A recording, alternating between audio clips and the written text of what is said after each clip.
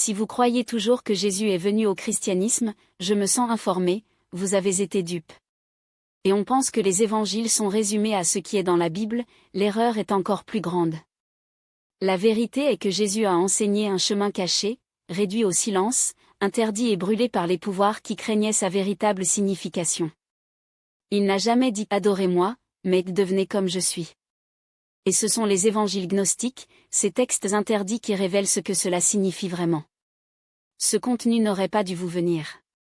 Mais s'il est arrivé, c'est parce que quelque chose en vous est prêt à se réveiller. Parce qu'après avoir connu ces 10 enseignements cachés, votre vision de Jésus ne sera plus jamais la même. Et peut-être que vous ne vous regardez jamais de la même manière. Et si tout ce qui lui avait parlé de Jésus était inversé? Auriez-vous le courage de remettre en question? Pourquoi si le Jésus de la religion n'était pas le Jésus de la vérité? Et si l'Église le couronnait comme roi juste pour cacher qu'il venait éveiller les rois en chacun de nous? On nous a dit qu'il est venu nous sauver. Mais que se passe-t-il si votre mission devait nous rappeler que nous ne sommes pas tombés, nous ne sommes pas brisés, juste oubliés? Oubliés de la lumière que nous sommes faite, le royaume que nous portons à l'intérieur, le feu qui a déjà brûlé dans notre âme. C'était le véritable évangile. Celui qui a enterré sous l'or, la culpabilité et la peur. Pas un évangile de péché et de honte, mais de mémoire divine. Quand Jésus a dit « Moi et le Père en sommes un », je ne me plaignais pas de la supériorité cosmique, mais je vous étendais un miroir. Les œuvres que je fais, tu le feras aussi, et plus. Mais demandez-vous, à quand remonte la dernière fois qu'une église vous a rappelé cela? Je ne me souviens pas pourquoi si vous saviez qui vous êtes vraiment, vous vous arrêteriez à genoux et commenceriez à vous lever. C'est la première vérité interdite, Jésus n'est pas devenu adoré, mais pour éveiller ce que la religion a essayé de s'endormir. Il ne voulait pas que les adeptes se penchent, mais les miroirs dont ils se souvenaient. Car voici le mystère sacré, il a non seulement souligné Dieu, mais a révélé comment Dieu semble au sein d'un être humain. Et si vous vous demandiez déjà pourquoi votre message était si dangereux, sachez que c'était parce qu'il a éliminé les intermédiaires. Plus de prêtres, plus d'autres rituels, plus de portes entre vous et le divin. Juste ceci, entrez-vous, nous réchauffons votre esprit et souvenez-vous. Mais le pouvoir a toujours craint le réveil. Ensuite, Rome a pris la clé et a forgé une serrure. A transformé la carte en un labyrinthe. A converti la vérité en un trône. Et je lui ai dit que Dieu était là-bas, distant, en colère, regardant. Mais Jésus a dit quelque chose de révolutionnaire, le royaume de Dieu est en vous. Voyez-vous? Il n'est pas venu pour fonder une religion, mais dissoudre l'illusion de la séparation. Donc, si cela ne venait pas par culte, mais par mémoire, qui êtes-vous vraiment? Et si la même respiration divine qui y habite respire toujours, pourquoi vous en sentez-vous si loin? Peut-être que la vérité n'a pas été enterrée dans une tombe, mais en vous. Et ce n'est que le début. Parce que dans le chapitre suivant, nous plongerons dans l'enseignement qui terrifiait le plus le puissant, ce paradis n'a jamais été une destination, mais une fréquence, une conscience, un code. Et lorsque vous apprenez à y accéder à l'intérieur, vous vous rendrez compte que vous n'avez jamais été laissé de côté. Vous avez toujours été la porte. Ils ont dit que vous alliez au paradis après votre mort. Mais que se passe-t-il si le plus grand mensonge était que le paradis est ailleurs? Et si vous n'étiez pas pour le paradis mais que vous deveniez le paradis? Parce que Jésus n'a jamais dit « le royaume des cieux apparaîtra à votre mort ». Il a dit « le royaume des cieux est en vous ». Ce n'était pas une métaphore. C'était mécanique. C'était le code derrière la réalité. Le ciel n'est pas plus tard, c'est maintenant. Ce n'est pas un royaume dans les nuages, mais une dimension cachée dans sa propre respiration. Le ciel est un état d'alignement, un souvenir d'origine, une fréquence d'unité divine pulsante dans votre âme. Et la porte n'a jamais été au paradis. C'est sous vos côtes. Dans sa chronique, dans son souffle, dans son silence, dans l'espace entre les pensées. C'est le travail de réglage de l'instrument qui est vous-même jusqu'à ce que vous résonniez avec la fréquence d'origine que vous n'avez jamais vraiment laissée. Mais cela terrifiait l'Empire.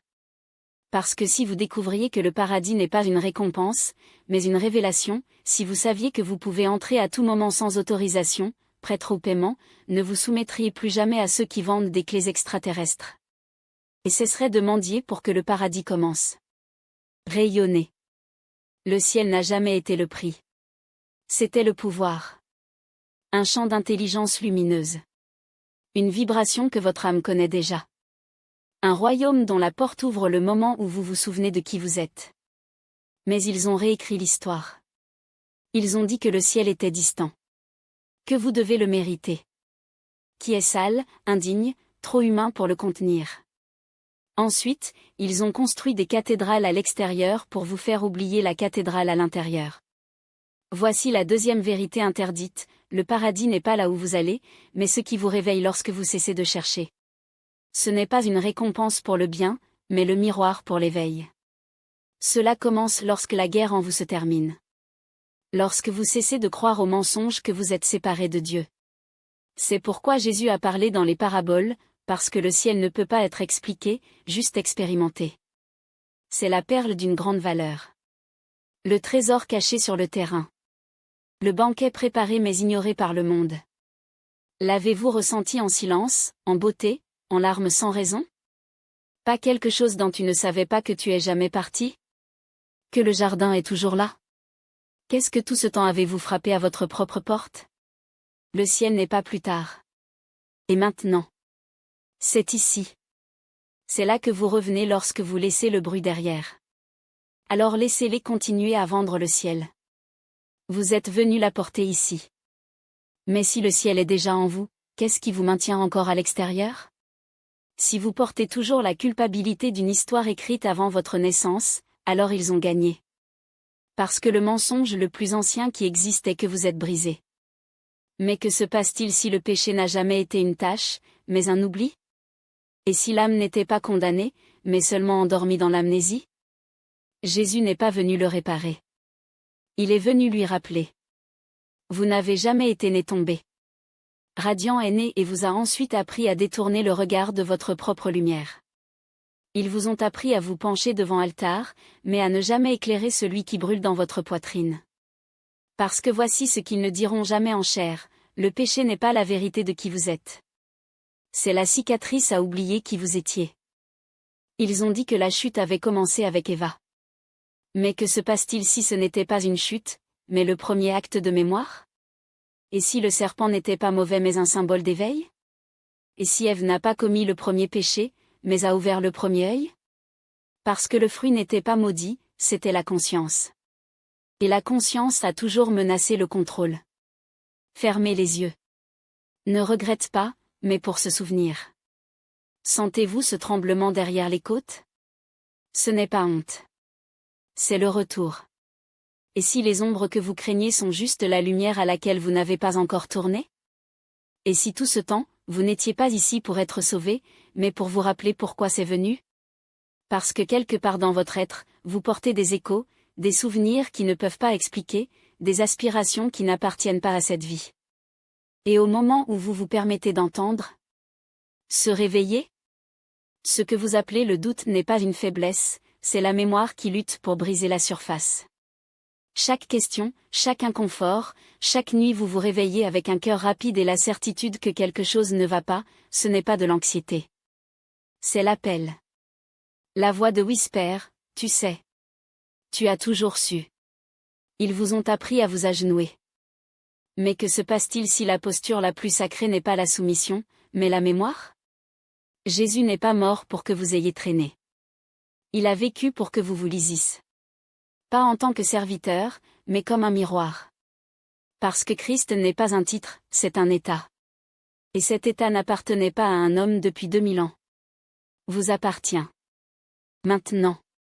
Vous vous êtes déjà assis dans les cercles de prière en attendant un miracle, lorsque le miracle vous respire. Vous avez déjà demandé des signes, lorsque chaque cellule de votre corps est un code divin espérant être déchiffré. Il a déjà cherché Dieu dans le ciel quand il chuchote à travers sa colonne vertébrale. La croix n'était pas une fin. C'était un portail. Et la résurrection n'est pas un événement historique, c'est une invitation. Vous êtes le prochain à vous lever. Mais voici le secret qu'ils ont enterré avec Marie, la montée ne commence pas dans le ciel. Cela commence dans l'utérus. Dans ce que vous craignez de jouer, ce qui vous fait trembler, ce que vous avez enterré parce qu'ils ont dit que c'était péché, fou, dangereux. La lumière n'évite pas les ombres. Elle les transfigure. Et ce que vous appelez l'obscurité peut simplement être la partie de vous qui n'a pas encore été embrassée par le soleil. Ils vous ont donné un Dieu éloigné. Mais le vrai Dieu est intime. Si près que ça fait mal. Alors présente, ça fait peur. Parce que quand vous réalisez enfin que vous ne priez pas pour quelque chose, mais de quelque chose, le monde change. Les églises s'effondrent. Les autels deviennent des miroirs. Et vous comprenez, le salut n'est pas un prix. C'est un souvenir. Alors qu'attendez-vous? Ce n'est pas l'autorisation. Ce n'est pas un signe. Ce n'est plus une prophétie, un autre gourou, un autre livre sacré. Vous avez déjà tout. Vous êtes tout.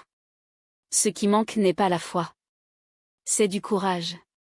Le courage d'arrêter de demander et de commencer à se souvenir. Arrêter d'être le disciple et devenir la flamme. Parce que le Christ n'est pas devenu adoré. Il est devenu activé. Et cette activation ne se produit pas dans les chairs. Cela arrive lorsque vous fermez les yeux, mettez votre main sur votre poitrine et dites « Je me souviens ». Et puis, donc, vous comprenez pourquoi ils avaient si peur de Marie. Parce qu'elle n'était pas seulement un témoin.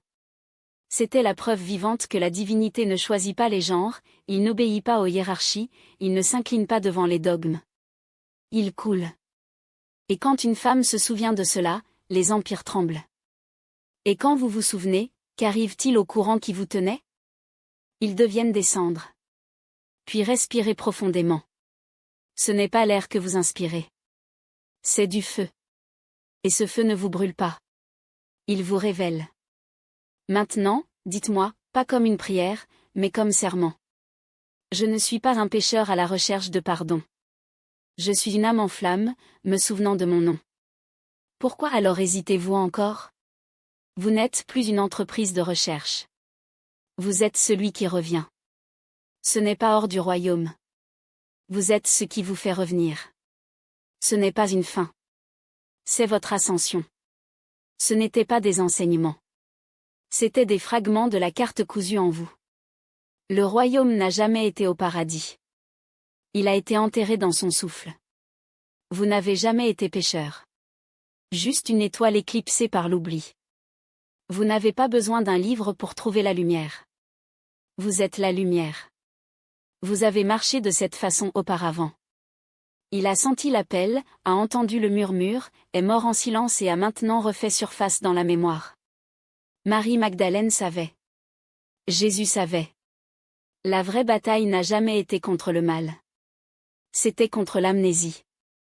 Ce monde n'est que l'ombre de son origine.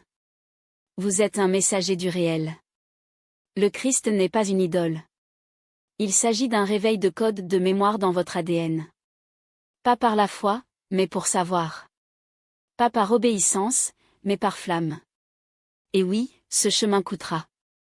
Mais seulement ce qui n'était jamais le vôtre. Vous n'attendez pas la révélation. Vous êtes la révélation.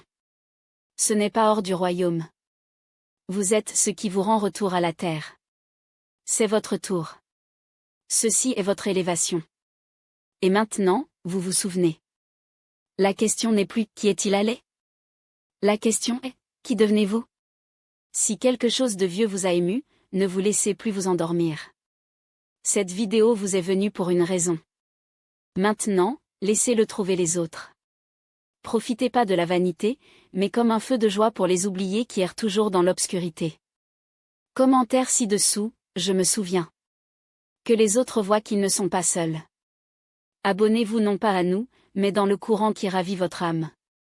Parce que ce n'est pas un canal. C'est un appel. Un appel à l'église intérieure. Celui jamais construit avec des pierres, mais avec des connaissances, avec la lumière, avec vous. Le chemin ne se termine pas ici. Ça commence maintenant. Et lorsque vous êtes prêt, la prochaine révélation viendra à vous. Jusque-là, marchez dans la lumière. Et n'oubliez pas qui vous êtes. Vous êtes la révélation. Vous êtes le retour. Vous souvenez-vous?